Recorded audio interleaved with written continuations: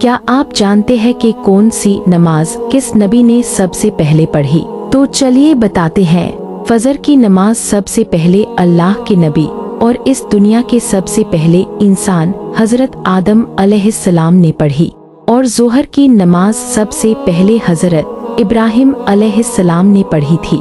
عصر کی نماز سب سے پہلے حضرت یونس علیہ السلام نے پڑھی تھی، جن کی حفاظت اللہ میں مچھلی کے پیٹ میں کی، اور مغرب کی نماز سب سے پہلے حضرت داؤد علیہ السلام نے پڑھی تھی، اور عشاء کی نماز سب سے پہلے حضرت موسیٰ علیہ السلام نے پڑھی تھی، وہی موسیٰ جنہیں فرعون چاہ کر بھی نہیں پکڑ سکا اور اللہ نے فرعون کو سمندر میں غرق کر دیا۔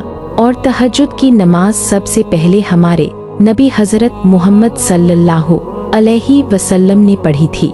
اور میں اپنے نبی کی تعریف میں کیا کہوں، کیونکہ آپ کی اجازت کے بغیر تو موت بھی اندر نہیں آتی۔